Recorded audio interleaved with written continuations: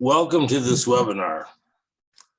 This webinar is about passing the torch of international and intercultural understanding, appreciation, and respect. A challenge made more difficult in the current maelstrom of nationalism and intolerance that threatens to extinguish its fire. This is about the young people that are eager and capable of carrying that torch. It remains to the rest of us to find a way to make that happen.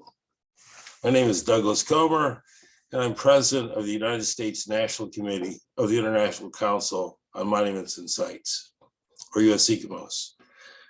That name does not describe well what we do. The International Exchange Program that you will hear about this hour is both essential to and conveys the essence of what we do. Our speakers will be the alumni of the International Exchange Program, or IEP, and the person who has chaired the IEP Committee for 7.5 years, Brian Lione. We will have time for questions and discussion about the future of the program, a future that will depend upon adapting to the technologically rich environment in which we now find ourselves, and support for the program in terms of both time and money. The US ICOMOS International Exchange Program was established in 1984. Since then, there have been more than 700 interns with over 140 host organizations in more than 100 countries. Over these 37 years, the program has placed from 10 to 12 interns each year, typically those from the US in other countries and those from other countries in the US. It has been a 3-month program that begins with a week in Washington, DC, where interns visit the premier heritage organizations in that city, and ends in DC as well, where the interns present on what they have done during the summer. It would not be an overstatement, however, to say that the program never really ends. IEP alumni now occupy prominent positions in universities and heritage advocacy organizations around the world.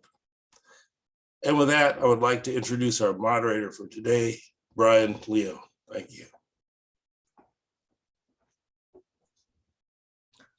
Thank you, Doug, and thanks to everyone that can join us today for this webinar. My name, as Doug said, is Brian Lione, and I'm the immediate past chair of the IEP Committee, a role that I held as co-chair for a year when I first joined the Board of Trustees back in 2014, and then took over as chair in 2015. The IEP Committee is made up of 6 other members in addition to the chair, several of whom are current trustees of US ICOMOS, and then other alumni and friends of the program. So I want to talk a little bit today about the program itself and give you kind of the outline of how the program works. And then I'm going to briefly, if we have some time, I want to briefly share a little bit about my own intern experience back in 1999 when I went to Petra in Jordan. So I'm going to share my screen and talk a little bit more about the IEP.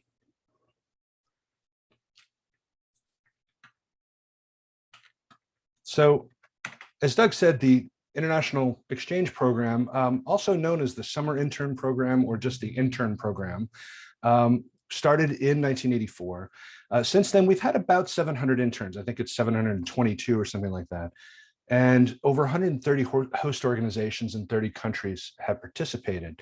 And I'm sorry, that should be 100 countries, not 30 countries. The program is built from scratch every year in the sense that it's dependent on the budget of US ICOMOS, be that through donations or through fundraising that's done or program programmatic fundraising that's done. And based on how much funding is in the account each year is essentially how big the program can be. We've averaged for over the last 7 years or so between 10 and 12 interns in the US and around the world. And as Doug said, this is typically a 3-month summer program where we bring interns from all over the United States and from around the world to Washington for an orientation session at the beginning of the summer. They then go out for 10 weeks to work at the host organization and then come back to DC at the end. I say typically because for 2021, we started 3 virtual internships, which is new for us. And this is directly related to trying to be nimble and adapt to the realities of COVID-19. And as you may know, kind of looking at the participant list here, I see a number of familiar names and faces. As you may know, we had to put the program on hiatus last year. In 2020, we just weren't sure how we were going to be able to put an in-person 3-month program in place. So what we're doing for 2021 is hosting some virtual internships as well as a limited number of in-person internships. And you'll see here a super duper competitive, less than 10% of the people that apply for the program each year get a placement. And throughout these kind of background and structure slides, you're going to see just some of our social media presence posts, kind of name cards, if you will, from interns that participated in the program when we last hosted it in 2019. So host organizations can be any cultural heritage organization around the world. Typically, we work with nonprofits or in some cases with government organizations and even for-profit organizations that have a substantive work project for interns to work on.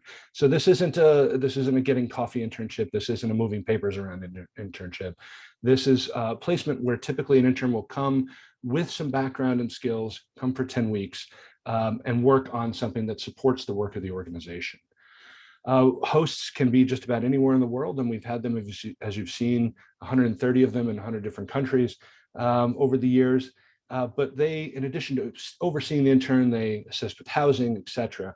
Of course, all the hosts are vetted by the IEP Committee, and we also work with other national committees of ICOMOS to ensure that the hosts are suitable.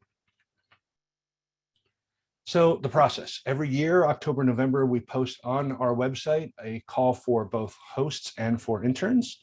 For interns, the process simply includes an online application form. Currently, that's a Google form, which includes a statement of intent, a CV or a resume, 2 work examples, letters of recommendation. And then for US applicants anyway, everyone has to have a membership in US ICOMOS at the young professional level.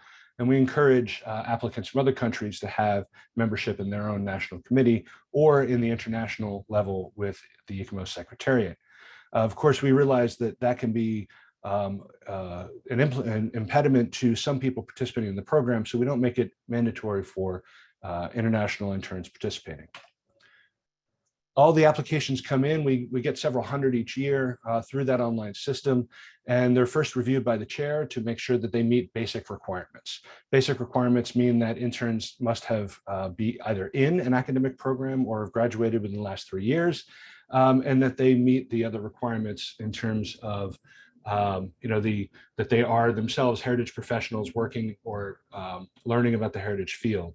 So while we do try to be as interdisciplinary as possible in bringing in people from allied fields, interns that apply that come from a background, say, in something completely different than heritage or not related to heritage, typically are not further reviewed. The IEP committee looks at this and then works to match the hosts and the interns together, which can be its own kind of contact sport in trying to work together with a group of 7 people on that committee to rank and prioritize applicants with these placements. And keep in mind that less than 10% of the placements actually are 10% of the applicants actually get a placement each year. This all culminates in a 3-part agreement that is between the intern, the host, and US ICOMOS. And that guides the overall roles and responsibilities for the intern, the host, and US ICOMOS. Now, for those of you that are thinking about signing up for this for 2022, for applying, it's not a paid internship. and we're sorry about that. But what we do commit to as an organization is covering the room and board, both during the orientation and the closing sessions in Washington, D.C., and at the host site. Where we have been successful in fundraising and getting funds for the program elsewhere, we do try to supplement travel costs for the program as well, but we can't commit to that in that tripartite contract that I mentioned. But that said, as a little footnote, since 2016, we've been able to cover all travel costs for all interns that have been participating. And that is funding that's made up in a variety of ways, either be it in-kind donations from the host. So for example, if a host organization can provide free room and board, that's less money that we have to spend on that intern, and therefore we can supplement their travel. And by kind of bringing people together and bringing all these host organizations together in our own fundraising, we have been pretty successful in covering all costs. That's still not a stipend. That's not paying someone for their time, but at least it means that people won't be out of pocket to participate in the internship. So that's it. It's a pretty straightforward program. It's a pretty straightforward process. And what I would suggest to you is that you visit our website, usicomos.org/internship, where you'll find more information about the program and also a link to the application. So in a little bit of time that I have left, I just want to talk a little bit about my own experience. My background is actually in the United States military. And in the 1990s, I was in the Army, and the Army was nice enough to teach me Arabic. And during peacetime, I traveled the world as an Arabic linguist working for the military, and really just fell in love and got enamored with history and with heritage, and particularly with the way that people in the countries I was working in the Middle East were involved in their heritage. And so after I got off of active duty in the military, I went back to college and got a degree in historic preservation as an undergraduate degree.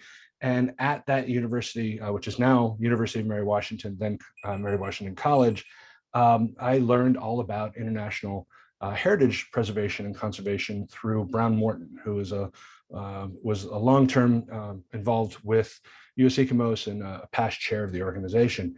And he encouraged me to apply for the internship. So I was very fortunate in 1999 that I got sent to Petra in Jordan. And I don't have a lot of time to go through all these pictures, unfortunately, but basically I spent 3 months in Petra doing basic condition assessments, using my preservation degree, condition assessments of these rock cut facades. And that was fantastic. But again, it was really the people that were the most important part of the internship, and being able to live and work in Petra with a family that had lived and worked there for generations. So it really, really left a mark on me in terms of the type of work that I wanted to do going forward. But as we all know, we don't always get the career that we think we are headed for. Sometimes careers can take a different path. And my military background combined with my heritage background led me to a job at the Pentagon. And eventually I was the Deputy Federal Preservation Officer at the Pentagon, where I got to work on all different heritage properties, domestically, I should mention, with the US military. And there's just a sample of them here. Well, you probably all know who this is. This is Saddam Hussein. And by the time the second Gulf War rolled around, I was working at the Pentagon, and we were trying to figure out what to do about overseas cultural heritage, and particularly cultural heritage in combat.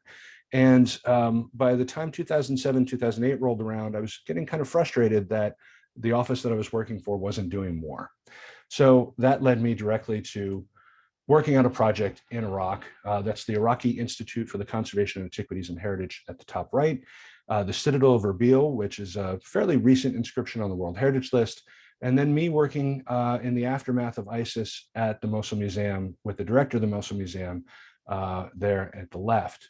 And so if it wasn't for my experience as an intern in 1999 in Petra, combined with some other things, but really it was that experience working in Petra and getting to know people and getting to know their interest in their own history, I would not have ended up working at the Pentagon, and I would not have ended up doing the job that I'm doing today. So it's for that reason that I wanted to get involved with the organization and work on the International Exchange Program. So that's all the time that I have. I'm going to stop sharing my slides now. The three presenters that we have coming up will talk a little bit about their own experiences with the International Exchange Program, and you'll get kind of a generational feeling for the work that they did, one in the 1990s, one in the zeros, and one in the teens. And so we're going to start with Cari Goetcheus. Cari is a professor at the University of Georgia. And Cari, if you want to go ahead and introduce yourself, please, and share your screen, and I will turn myself off. So thank you very much. All right. Well, thank you very much, Brian. I guess I'm the old one in the group here now, which is fantastic. My name is Cari Goetcheus, and I had the fantastic opportunity in 1994 to have receive an IEP internship, and it was amazing, as you'll hear. Currently, I am a professor. I teach in historic preservation, heritage conservation at the University of Georgia. I have the opportunity to direct what we call the Cultural Landscape Lab, probably one of the only universities in the country, or very few in the country, that focus not just on heritage conservation broadly, which tends to focus on history and architecture, but specifically when it comes to historic landscapes and cultural landscapes. I also am the director of the Founders Memorial Garden, a circa 1939 garden that was created here on campus that has a lot of interesting colonial revival issues and climate change issues that we're trying to deal with. And I have kind of a diversity of things that I teach right now in historic preservation, where I do try to emphasize cultural landscape wherever I can, from cultural resource assessment to introductions to cultural landscape conservation and documentation, rural preservation, Southern garden history, and then of course the current climate change issues. So what I want to do is actually talk a little bit about my background and how I got into the IEP program. So I had an undergraduate in landscape architecture, and I was beginning my graduate degree in historic preservation. I had a bit of private practice experience under my belt, but I was, again, just beginning to understand what heritage was when I decided to apply for the International Exchange Program. And I was specifically looking for a kind of preservation project or opportunity that would combine landscape and preservation. And I was very fortunate that there was one opportunity that year, and it was in Poland. And so, never having been there, having no idea what the language is, I bought some cassettes, yes, old-fashioned cassettes, language cassettes, trying to learn Polish in just a few months. But I wanted to show you this map because primarily I was focused in Warsaw. That's where the center was that I was working in. But because I have such a travel bug, I really wanted to see as much of the area as I possibly could. So fairly quickly, I went to Gdansk, where Poland was really kind of, I'll say, a toy during World War II. And it had a lot of damage from bombing on both sides of the war. And things like Gdansk and Warsaw were totally demolished, downtown areas. However, they had done enough documentation and understanding of their sites to be able to literally reconstruct totally what their downtowns were. So if they had medieval structures, they reconstructed using timbers that were of a medieval nature, shall we say. So I just wanted you to see this map because I didn't just stay in Warsaw. I literally made sure that I got to see some of the countryside. There was a wedding that I attended in the northwestern portion of Poland. Visited Wrocław, Prague. There's a small mountain town called Zakopane. One of the people that I was working with actually invited me on their vacation, and I was able to see that. But the main thing I wanted you to see is that where the location of my project was that I worked on, right on the border of the German-Polish boundary. But some of the things that I was able to see were things like the Villanova Castle, which is a very important historic site in Poland, as well as, this will be hard to believe, but this is actually a salt mine that this has been constructed and carved lovingly by craftspeople several hundred meters underground, these beautiful altars, these beautiful spaces. So there was a lot of fantastic things that I had the opportunity to see and experience while in Poland. But the main place that I worked for was this Center for the Preservation of Historic Landscapes. And I know I'm going to butcher this, but I want you to hear it anyway. Ośrodek Ochrony Zabytkowego Krajobrazu is the name of the center. I did this during the summertime, and this is the entire staff of the center. This was a National Cultural Institute center. And you can see the building in the background in which we worked, which was basically a classic revival building. And it was in one of the oldest parks, high designed parks in Warsaw. So I just thought that was fantastic to get that opportunity. The group that I work with specifically was the historic landscape team here on the right-hand side.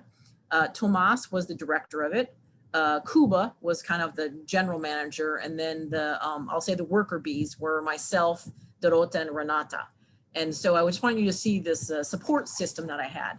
The wedding that I ended up going to is actually between this Polish gentleman and this American girl. She had been an intern a couple of years before, so I thought that was wonderful. What I'm going to do now is just talk a little bit about the project that I worked on. And so this has been interesting for me as I've done a bit of more research. I was there in 1994. The area that I worked in was inscribed to the certificate, to the World Heritage Convention in 2004. So that's really fantastic. So just to give you an overview, essentially the border that I talked about, historically, this was not the boundary between Poland and Germany. This was all German area. And there was an estate by a prince, Muskow, very important gentleman, and his student who basically were doing landscape design, very large landscape design, about 2,000 hectares. This is the proposed boundary and core area of the site. But just know it's basically a river valley that was highly designed. It influenced the development of landscape architecture as a discipline. It influenced the development of city planning because there was a lot of greenways and vistas connecting things. So I'm just going to show you a few images of the park that is a combined effort between Germany and Poland to retain a lot of those amazing cultural landscape features. There are two castles in the park, the new castle and the old castle. And this is a perfect example of the vistas that were meant to connect very long distances. Natural areas or areas that were created to be natural. Again, vistas. The old castle, looking outside of a grotto into a landscaped area. Muskow is a monument atop one of the many hills and knolls that have the long views. And then there were these beautiful bridges that were throughout the property. The newer, clearer one is one that I got off of the internet, but just want to show you that it really wasn't that much different when I was there 30 years ago. I continued my connections with people over time. Here is one of the Christmas cards that I received from the group. And then I just kind of wanted to end here by saying what the influence of the IEP has been on my career. So I was in graduate school when I had this opportunity. Definitely it was about the people. My mind was so opened up to what history was.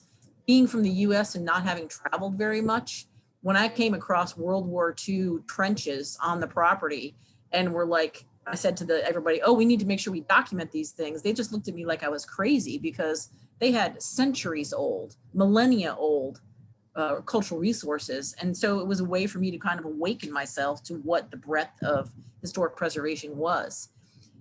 From that opportunity, I was able to get a job with the National Park Service, both in Atlanta and in Washington, D.C. for a good 8 years. And was able to bring my international knowledge to the National Park Service and broaden things. I've been a professor basically since 2004 at both Clemson University and the University of Georgia.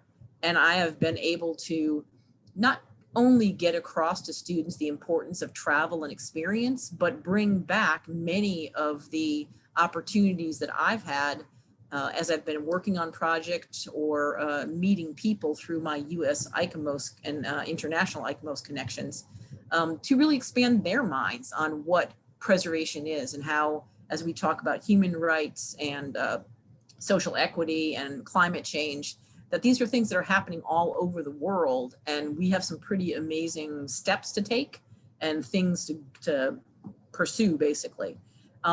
I have been very fortunate to be a part of the ICOMOS's International Scientific Committees on Cultural Landscape since 2014, and I will stop there.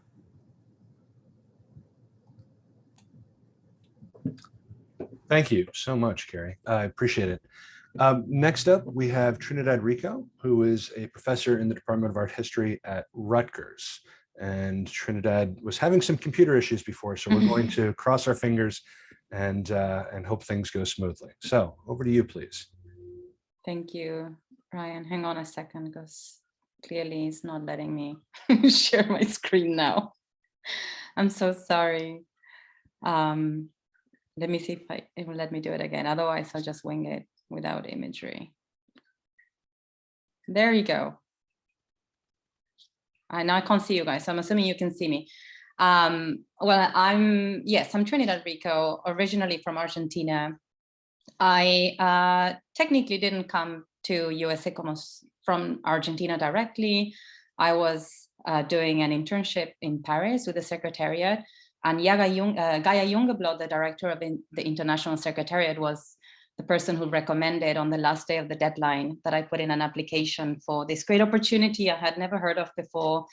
I had been trained in Europe, very much in a more European tradition. I have a BA in archaeology from the University of Cambridge, and then I have an MA in principles of conservation, where I did a lot of hands-on, just basically cultural heritage management, but also a lot of conservation work in archaeological sites. So it kind of made sense for me to think about ways of being introduced to the US scene, which is quite unique. So this is also why I call it ICOMOS, not ICOMOS. I normally refer to it in the French and Spanish name. Another thing that happened to me, and I'll tell you a little bit more at the end, was that I packed a bag for 3 months when I was accepted into the internship, and I ended up staying in the United States for 6 years. So that was a bit of a surreal experience. Currently the director of the Cultural Heritage and Preservation Studies program at Rutgers University, which is situated within the Department of Art History, which is not a traditional home for heritage studies. I ended up being trained in anthropology and doing heritage studies from that vein. So we have MA programs, and we also have a PhD track, and we teach a more traditional kind of intersecting anthropological heritage studies with a foundation on art historical knowledge. So it's quite a really interesting hybrid program that feeds into and draws from a variety of disciplines. And because of this, I also have associate appointments in the departments of landscape architecture, anthropology, geography, history, and the Blaustein School for Public Policy. So I clearly have my hands on several pots, and I advise students from a variety of departments as well at different levels. So on to what happened in 2005. I had finished my MA in the UK, and then somebody hooked me up with being an intern in the Paris office of ICOMOS, and I ended up being placed by chance in San Francisco, which is amazing because it's been kind of a second home for me since, at the Presidio Trust and in the Archaeological and Heritage Division of the Presidio Trust. And that was a very exciting time. And that's when I found out that San Francisco doesn't really have a summer in the summer. So obviously the 3 months of clothes I had packed were completely inadequate. My experience there was quite diverse. I could speak about any of these vignettes at length, but we did a bit of generally condition assessment of one of the main Adobe buildings. We did a lot of experimental stuff just to try new things, cobbling together our different expertises with my mentors there. But in general, we were trying to capitalize on my archaeological background, and a lot of the guys in that department were archaeologists by formation. So we very much thought archaeologically about the problems of preservation, but in terms of obviously kind of a 2-dimensional and 3-dimensional ways that are not traditionally archaeological. So what you see on the top right is one of my colleagues there was trying to figure out how to set up a Harris matrix that basically connects different features together in the way in which we record archaeological features. Then we did some material science testing of certain compounds. The picture on the bottom left is me digging a roof. So we're doing an actual excavation of a roof to just do some kind of, just to figure out the type of the makeup of that particular roof in that Adobe structure. I had never done that. Nobody trains you to do excavation on a roof. So that was quite interesting. And then on the bottom right is the fancy poster that I was trying to find the file for this, but it was so long ago that I can't really figure out where it is. And that was at the presentation in DC at the very end. So there was quite a little bit of day by day and week by week exploration of what other information can we find out about these buildings? How can we feed them into the overall reports and the needs of the team? So it was really great to feel that I could hit the ground running with my formation, but also learn quite a lot about how my little nugget of knowledge on conservation science and site management could feed into this broad way of thinking about the sustainable and continuous preservation and use of this building. And this was also incredibly formative for me in learning about how the US conducts its business of preservation, and that I had no experience of that in my training in Europe. So this was really incredible. Just to give you like a little zoom into one of the things that we did was, at the time, the Presidio was collaborating a lot with this company, SciArc, that does 3D scanning. And I was really taken by the possibilities of using this for very specific modes of documenting. And this has to do with my own background in conservation and archaeology, and the emphasis that these fields have on finding precise and affordable ways of doing documentation, right? So this SciArc was doing the scanning of this particular adobe building at the Presidio of San Francisco, and we were trying to experiment with, the different ways in which we can assess movement of cracks. So here you can see like the variety of ways in which we were documenting, from the low-tech to the high-tech ways of documenting it. And the really great thing about this experience was, in terms of the legacies, was this became my first with another. They had a bunch of interns from the Department of Archaeology at Berkeley. So my little group of colleagues ended up being these guys that were my contemporaries, or a little bit more junior there. And me and Oliver Monson, who was one of the interns for SciArc, ended up writing our first conference paper that we presented at the Society for Historical Archaeology. So it was kind of like this coming of age intellectually for me, in that this material became my first little paper. And I also want to talk a bit about my mentors and my colleagues and some on that subject.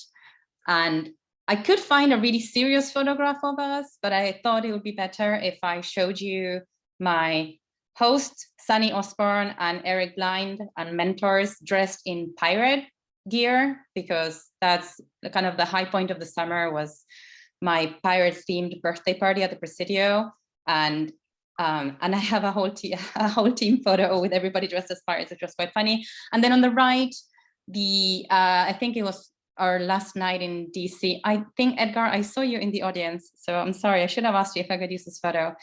And so this is Edgar Garcia, who was in my year, so was Jay and Valeria. Edgar then moved on to be a preservation planner for the city of LA.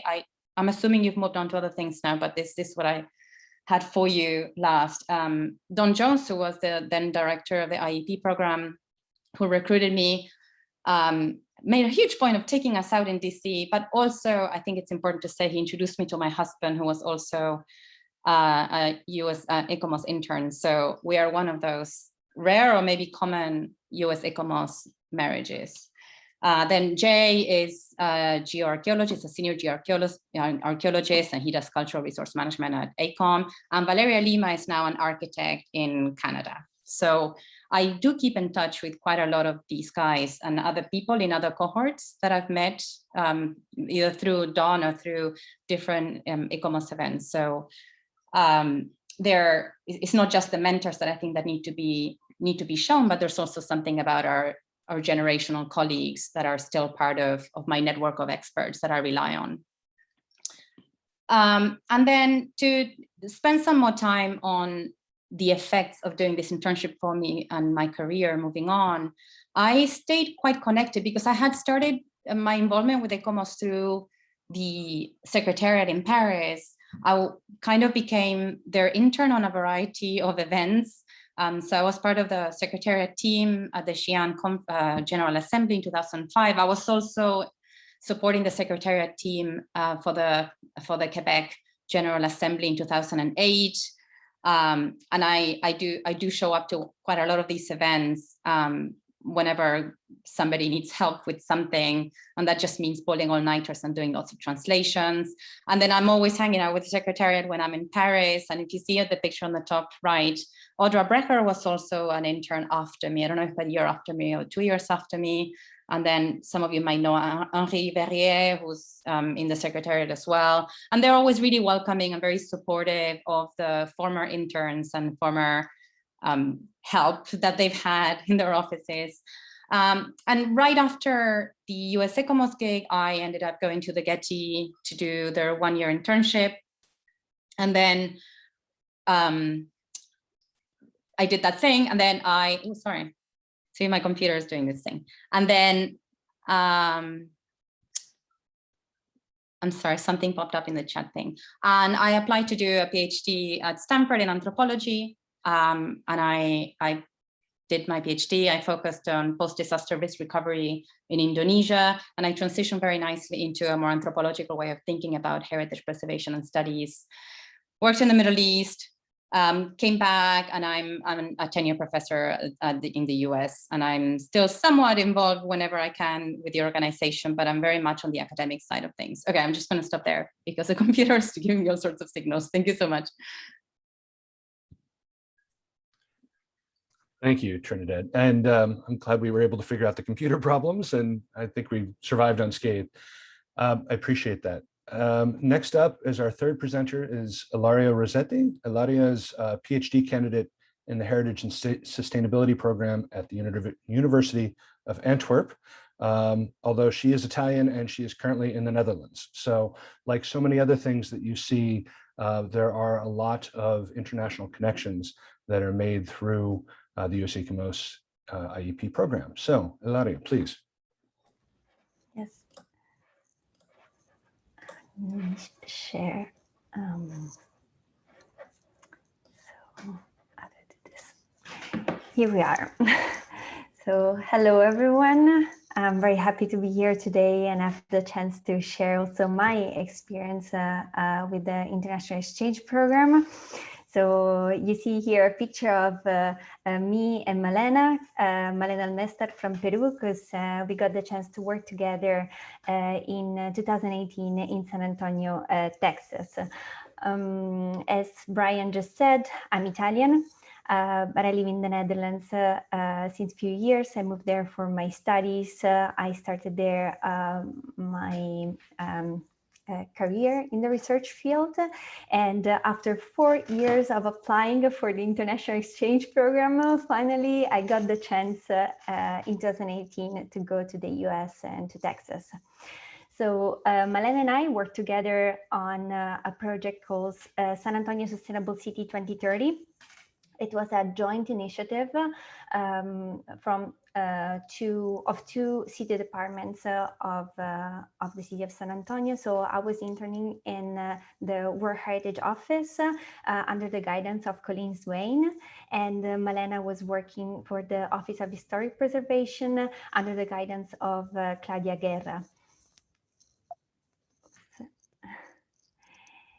So to say something more about the project, the aim of the whole project was to support the development of a strategy to align the city plan to the United Nations Sustainable Development Goals, otherwise called the SDGs of the Agenda 2030. So the SDGs were adopted in 2016, and they are our global common agenda to achieve certain goals of sustainable development by 2030. So what Malena and I did was to work on different work streams of the city of San Antonio, trying to map the kind of the SDGs that were already addressed by the current projects, programs, and policies existing in San Antonio. So here I shared a few examples. For instance, we attended a workshop organized to develop a strategy for the UNESCO Creative City of Gastronomy. San Antonio was just nominated City of Gastronomy, and we made a mapping of the SDGs that were addressed through the strategy. Then we collaborated with a local NGO called SA 2020. They had already developed their own causes, they called them, instead of goals. And we were just trying to sort of translate what they were doing towards the achievement of those causes into SDGs language. Then we organized several surveys, workshops with representatives of city departments, and we tried to raise awareness among them over the SDGs they were already addressing, and we tried to connect them based on which different departments were addressing the same SDGs, and at the same time within the same departments which people were addressing several SDGs. It was a very enriching exercise. We have learned a lot, and it seemed like that also we managed to raise awareness within the municipality. Then this some of these results were actually elaborated and presented in a poster at the United Nations High-Level Political Forum that same year in 2018 in July in New York. And you see here on the bottom right part of the screen a picture of people from the Office of Historic Preservation presenting the poster. But then, as everyone else has said before me, the project in itself was an incredibly enriching experience, but the real difference was made by the people. You see here on the top left the team of all the IEP interns of 2018, and then on the right you see the team of people we were working with in San Antonio. And together we visited a lot of different places in the city. We had a lot of experience. As you can see, we went to see the real cowboys. We went to a baseball match, all new things for me, something that I never had the chance to see nor in Italy or in the Netherlands. We did yoga in the park. We showed up at pop-up cinemas, but we also organized a lot of day trips. We went to see national parks. We visited cities close by San Antonio, but we also organized weekend trips, and we went to other states and we visited really amazing places. Here, like this selection of picture is just a very, very little part or a very little representation of all the amazing places we got the chance to see together during those 3 months. And besides indeed developing or like improving my knowledge on heritage and sustainable development, of course, during those 3 months, we created very long-lasting friendship, but we also kept on collaborating. So you see here, these are other pictures from 2018. You can see, for instance, us, like a small team from San Antonio meeting in Buenos Aires in Argentina at the ICOMOS General Assembly. We co-organized an event at the during the scientific symposium, but on the bottom right corner, you can also see a picture from Amsterdam, where Colleen, the supervisor of my my mentor, let's say, the mentor of my internship, and I met through a workshop organized by the organization World Heritage Cities we are both part of. After my internship, I immediately started a PhD at the University of Antwerp, as Brian said, and there I kept on focusing on the relationship between heritage and sustainable development. In particular, I'm looking at what kind of impacts do more inclusive and participatory processes in heritage management have on the sustainable development of cities, of historic cities. Now I'm in the third year of my PhD, so I have 1 year to go. And this last year, actually, I'm doing it at the University of Delft, at TU Delft, as visiting researcher. So I'm working between Belgium and the Netherlands. I'm still based in the Netherlands, in The Hague. And thanks to this visiting experience, I was able to become an associate researcher of the Center for Global Heritage and Development in Leiden. I was already member of ICOMOS Netherlands when I left for my internship, and I was already the emerging professional representative of the SDGs working group within ICOMOS. But thanks to the experience developed during the internship, and thanks to the fact that I was keeping on building on this knowledge through my studies, I was able to join the ICOMOS SDGs Working Group Task Team 1, working on a policy guidance. So it's the ICOMOS Policy Guidance on Heritage and the Sustainable Development Goals, policy guidance for heritage and development actors. And after a bit more than 2 years of work, we finally published this report, this document, in March 2021. And within this publication, we selected one exemplar case for each SDG. And in the case of SDG 4, quality education, we asked Brian to draft to write a summary of how the US ICOMOS International Exchange Program actually contributes to achieving SDG 4 and beyond. As you can see here in the picture, we also made an extra mapping of all the sustainable development goals that actually are addressed via the program. But that's not over. So right after my internship, I was so enriched by the experience. It was really a life-changing experience for me as well, that I thought that I really wanted to contribute and try to expand it and try to create more opportunities for placements for future interns. So in 2019, in collaboration with the Center for Global Heritage and Development, we created an internship placement, and we hosted Yenene from the US. And the same year, the SDGs working group had one intern of its own.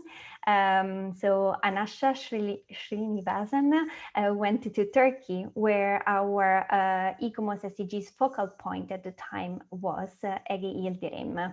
And Anasha produced an amazing report on how ICOMOS addresses SDG 11.4. And well, you see a arrow there that I drew that goes from 2020 to 2021, because at the end of 2020, my mandate as emerging professional representative of the SDGs working group came to an end, and Anasha took the place. So Anasha now is the new emerging professional representative of our working group. And together in 2021, also in collaboration with the new focal point, Gabriel Caballero, we launched the ICOMOS SDGs Working Group Internship Program. And this is the first edition. And through this program, we will be able to host 2 interns from the US ICOMOS International Exchange Program. So I saw today that Lydia is in the audience. So she's the first intern. She started a couple of weeks ago. So we're very excited to see how this collaboration will go, and we hope it's gonna last, and this is just gonna be the beginning. So thank you very much for listening to my experience. And yeah, if you want to contact me, please feel free. I'd be happy to get in touch about the International Exchange Program. Elario, thank you. And thanks to Trinidad and Cari as well. And I ask both of you to turn your cameras back on, please. All of us, of course, went over our allotted time, but not too much. We do still have some time. I have a few things that I'd like to chat with all of you about, and then we have a few questions that the audience has proposed. Obviously, we didn't just kind of not plan each of you to participate in this. You come from different approaches to the program, different time periods of the program. But there were some very obvious commonalities, whether it was Cari in 1994 or Elaria just 4 years ago, 5 years ago. I think that there's a lot of similarities that I saw with the flexibilities and approaches, both as you all, Elaria applied 4 times to the program, and I should be very clear here that it wasn't because there's anything wrong with her application, but for those of you who are interested in applying for the program, realize that, as I said earlier, the program is kind of hand-built each year, and only certain hosts have certain jobs in certain years. One host won't necessarily be a host year after year. So sometimes there's a flexibility both on behalf of the applicant and on behalf of the host. And that even extends into the internship itself, where, to Trinidad's point of showing up and kind of utilizing all of the different skills that she brought with her to that internship, to excavating a roof. So being flexible in the application process, and then also in being flexible when you get to the site and in doing the job. So that's one thing I picked up on. Obviously, I think this was a formative experience for all 3 of you, as it was for me, certainly. And just being able to learn about how other nations conduct heritage management, I think, is a huge piece of this, because it is, even as we globalize, there's still quite divergent approaches. And many of us know that now from not only from these internships, but also from working with ICOMOS and with our national committees and other heritage approaches. But there are still some very different ways of doing things around the world. And so learning more about that. And then what stuck out to me was how we've all stayed connected in some way to ICOMOS and stayed active, and be that as a kind of consultant role, Trinidad dropping in and helping out as she's needed, or Elario working on this stuff every single day, Cari working on a scientific committee, me working on the internship program. So those are some of the commonalities. Is there anything that the 3 of you picked up on as you were listening to the other 2 presenters that I missed that you think would be good notes to hit to make sure that our audience hears? One thing that I picked up on, which I didn't really address a lot of what technology I was using or whatever, but I was using CAD and I'll say old-fashioned documentation processes, but documentation in general seems to continue to be a process that is valued in the heritage community. And I was very happy to see Trinidad's work as well as Ilaria's work, that I think both have just evolved, that so many times when we talk about heritage conservation, people kind of have these cobwebs in their head about like us not using current methods and things like this. So I was actually really pleased to see that documentation and using technologies for the greatest good is still alive and kicking. Well, I surely noticed the great interdisciplinarity of the program, because indeed we all worked on very different things with similarities, but it's amazing to see the diversity of and the richness of experiences that emerging professionals get to have through this internship program. Yeah, Brian, and just to underscore something you just said, I think one of the brilliant things about the IEP experience is that you guys are not selling a curriculum. It's not like a set tool set, right? It's the opportunity to diversify our knowledge and maintain plasticity in the way that we solve problems. And I think that's really great, because US ICOMOS could as easily say, this is what we teach, this is the way. And I think that's really why it thrives. No, I appreciate that. And I think that it's what I've seen in doing this for a few years and being able to interact with a number of alumni and, tag to the chat box there, please, if you are an alumni of the program, click that link and let us know where you are and what you're doing. But working with alumni, I'm perpetually amazed at the diversity of job skills and where people started out and where they ended up. And some people have left the field entirely, of course, and some people have changed very much the work that they do. And I like to think that actually gets to answer one of the questions that came up in the chat box, the Q&A box, I should say. And I'm going to kind of intersperse these two Q&A questions here with our kind of dialogue. We have a question about what recent graduates can do to prepare for potential travel, meaning, I think, what can they do to prepare to apply to the program and be prepared to learn more about the program to be a better applicant, I think is what I get out of this. And they say, should we review previous hosts, specifically ones abroad, to get a general idea of the places that will offer internships? And I think that the short answer to that is it's very challenging to contact the host directly. As I mentioned earlier, they're not always the same host from year to year. That said, what I would suggest that you do is reach out to us, and I will put the IEP email in the chat box, and we can connect you with people, alumni, that are willing to talk to those interested in applying for the program. And there's no better source of information than someone who's gone through the program recently. And that is something that we do when interns are accepted as part of their contract process and everything. We do try to connect them to the interns that had that position either at that organization or a similar job over the previous 3 or 4 years, so that there's a few people that they can talk to for everything from, do I need to bring a towel with me, to, how do I get from my house to my job site, and everything in between.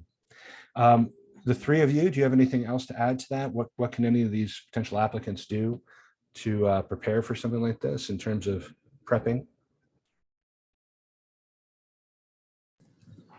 I think you said that it's such a shifting landscape out there each year that there's no way of preparing for a specific region. If you told me there's always a position in Iraq, then I'd say start learning some Arabic, but that's just not the case, right? So it's just about keeping an open mind and being ready to be anywhere. Like if you apply to the States, you could be sent literally anywhere, right? And it's quite funny how you just it's like the Oscars, you open the envelope and you see where you're going to be sent. So the expectation is you can adapt your skills to any context.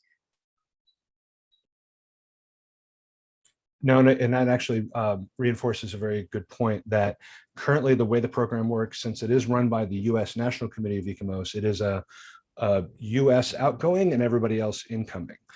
So until we had the virtual internships come up this year, we were only able to send U.S. participants overseas and bring people from anywhere else in the world to the U.S. So it wasn't a case of sending someone from Argentina to I don't know, to the UK, or sending someone from the UK to Ethiopia, for example. A lot of that has to do just structurally with visas and all those types of challenges. With the virtual internships, we are able to match people from anywhere to anywhere. So that's great. Elaria, do you have something else to add to this? Yes, actually, I would like to say that maybe it's not that important to be prepared for the internship, for the placement, but it's important to try to understand what are your aspirations, what kind of skills you want to develop, what are your priorities, what would you like to do afterwards, and then how the internship can help you get there. And once you have this clear and you apply, hopefully at the first attempt, you will find the right project on the other side waiting for you. But I think that this project becomes even richer the moment that there's the perfect matching between the interns' skills and aspirations and the project needs. So it's an introspective work that can better prepare for the International Exchange Program, in my perspective. I think I'd add that first of all, I agree entirely with what both Trinidad and Elaria comment on. And I actually give kudos to Elaria for sticking in there and applying 4 times, because literally, because as Brian has said, every year is not the same. You can't guarantee that there will always be a position at a museum in the UK. You can't guarantee that the National Park Service will have, 18 opportunities. And so I think part of this is being flexible And the preparing, I agree that until you actually know what the options are that year, it's a little hard to prepare, other than be open. Look on the internet. When I think of the internet and what I would have given in 1994 to have done my background research and have that opportunity then, I knew nothing. I knew very little. It was hard to get a lot of international information. So I think there's so much opportunity now for you to explore online what different countries are doing when it comes to cultural heritage. Certainly the UNESCO and ICOMOS portals will explore a lot of different things, but I think the reflection that Elaria is talking about is really important of what is it you want to learn? What is it you think that you want to do? What regions of the world might be able to help you get there? And so just don't focus on perhaps on one country or one city that you want to go to, but an entire region that might help you fulfill the goals that you're looking to. May I push back a little bit on this in the spirit of spicing up the webinar for 1 second? Sure. So I think it's good to just take any experience that comes your way. At this, the point, it is very intentional that US ICOMOS and the IEP request applicants to be in the process of have recently completed an MA, right? It's because you're still at a point where you're gathering different perspectives, right? So it's not like this needs to serve the function of feeding perfectly into your PhD project. That's a different experience.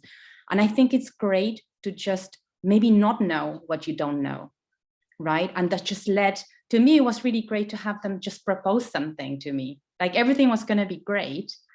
And it's really the way that at least I like to shape my own students at the MA and PhD level is there's a point at which you should just be surprised by things and everything will be different. So I would encourage, and it's okay for us to have divergent opinions about this, but I would encourage interested applicants to just not be too narrow about their interests and do something a little bit uncomfortable, because that's in the long run incredibly enriching for the way that we think about preservation. And unfortunately, of course, we're about to run out of time because you just opened a complete other opportunity, a gateway to a different conversation. Because I think that there is the those aspects of this that need to be aspirational and to tell people to be flexible.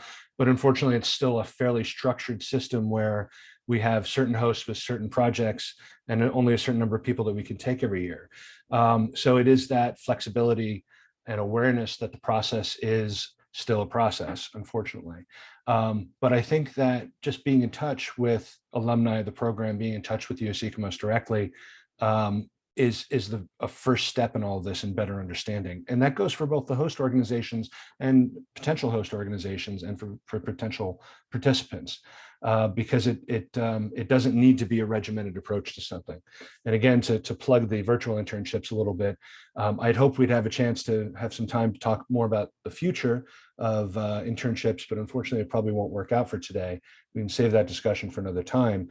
But ultimately, I think what the near-term future of US ICOMOS's intern program looks like is a mix, a hybrid of people in person and then people virtually, and maybe even some opportunities to do some of these orientation and closing sessions virtually versus in person. So we did have one other question that very specifically asked about that closing session. We're not going to have time to chat about that today. Doug had asked you pull up your camera, and while you're doing that, the closing session really is meant to be a sharing of the information, the work that an intern did all summer. Sometimes there are overview questions that are posed to those interns to analyze the work that they did. So there's both an aspect of a show and tell, what I did on my summer vacation kind of thing, which is a little less formal, and then a little more formal presentation of results. And this should be something that comes naturally, and we provide all the information up front as the intern goes into this program so they can prepare things over the course of the summer, and they're not caught working at midnight the night before the presentations. So with that, I know we're right at or over time. I want to thank the three of you for participating today and for sharing your stories. I have put a link to the IEP email in the chat. So those of you that had questions or wanted more information that we didn't get to today, please get in touch. and please do keep in contact. And so Doug, I leave it to you for any last words. Brian, yeah, these were terrific presentations. So thank you, all the great presenters, and thank you, Brian, for not just chairing this, but for all your incredibly hard and effective work. I want to say, while the concepts of making use of a diversified heritage to advance social justice, to address climate change, to promote the UNESCO 2030 Sustainable Development Goals, and to celebrate and engage Indigenous heritage groups might seem novel to some, as you've just heard, our past IEP interns and our potential IEP interns come from a generation and backgrounds where these are non-controversial, and in fact, they're assumed. So each year we receive many applications for the IEP program from highly qualified candidates. And as Brian has mentioned, we can place less than 9% of them. So to maintain and grow this program, we need your support, your donations, and your time. We have a core IEP program committee of current and former US ICOMOS board members, but a working group of US ICOMOS members and friends, as well as IEP alumni, I think is required. So if you'd like to donate, please visit the US ICOMOS website and look for the donate button at the top of the opening webpage. And if you'd like to become a member of an IEP working group, please go to the US ICOMOS website and look for the Get Involved button also at the top of the page.